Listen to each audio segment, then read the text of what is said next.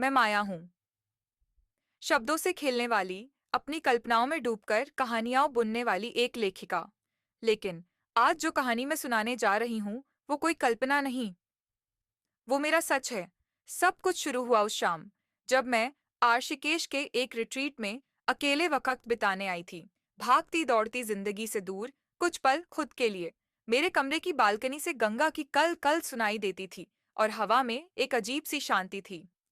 उसी शाम मैंने उसे पहली बार देखा, आरव। वो लॉबी में बैठा स्केच बना रहा था। लंबा कद, गेहुआ रंग, और आंखों में जैसे कोई छिपा हुआ तूफान। उसकी उंगलियां पेंसिल पर ऐसे नाच रही थीं, जैसे हर रेखा में कोई जादू छुपा हो। हमारी नजरें टकराईं, और एक हल्की सी मुस्कान ने जैसे दिल को छू लिया। तुम माया हो ना? मैंने तुम्हारी किताब पढ़ी है, उसने कहा। मैं चौंकी।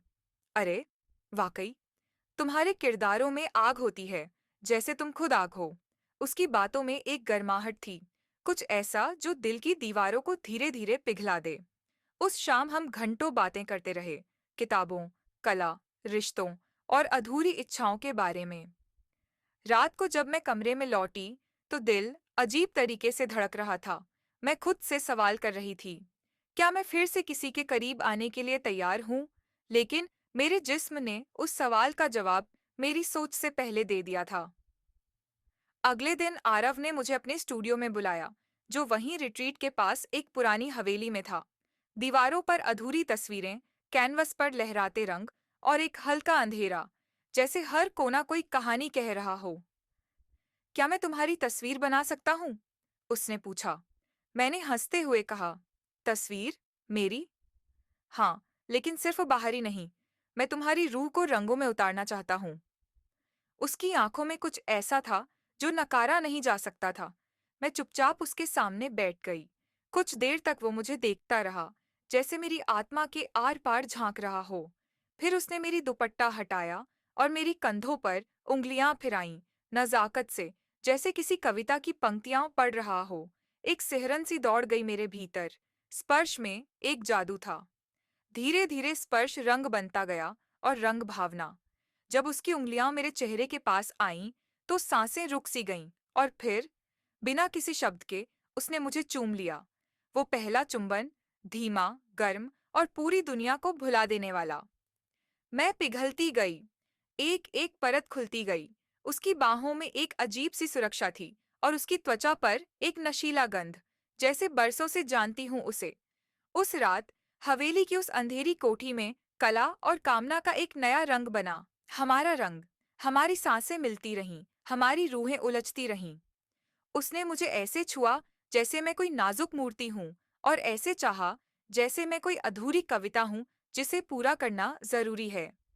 हर पल में चाहत थी, हर लम्हे में प्यास, और उस प्यास को वो अपनी उंगलियों, अपने होठों, अपनी सांसों से बुझाता रहा, या शायद और भड़काता रहा। मैंने खुद को उसके हवाले कर दिया, बिना किसी शर्म के, बिना किसी डर के। वो रात सिर्फ एक जिस्मानी अनुभव नहीं थी, वो एक आत्मिक मिलन था। सुबह सूरज की पहली किरणें मेरी खुली पीठ पर पड़ीं, और मैंने पाया कि आरव मेरी बाहों में सो रहा था, शांति से, जैसे किसी अनंत खोज को पूरा कर लिया हो। हम अगले 4 दिन ऐसे ही बिताते रहे, प्यार में डूबे, कला में रंगे, और रातों में एक दूसरे में खोए हुए। उसने मेरे भीतर की औरत को फिर से जगा दिया था, वो औरत जो सिर्फ लिखती नहीं थी, बल्कि जीती भी थी। लेकिन हर कहानी का अंत होता है। जाने से एक रात पहले मैंने उससे पूछा, क्या ये सब बस इन दिनों तक ही था? उसने मेरा हाथ थामा और कहा, माया, हम दोनों आग हैं। अगर साथ रहे तो या तो जल जाएंगे, या पूरी दुनिया जला देंगे। मैं मुस्कुरा दी, क्योंकि मुझे पता था कुछ रिश्ते अधूरे रहकर ही सबसे खूबसूरत होते हैं।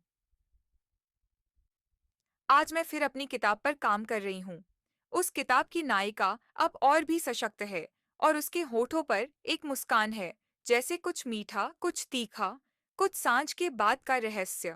कभी कभी मैं उसकी बनाई तस्वीर को देखती हूँ, वो मेरी आंखें, जिनमें अब आरव की परछाई है। और मैं खुद से कहती हूँ, शायद हर औरत को अपनी कहानी में एक आरव चाहिए।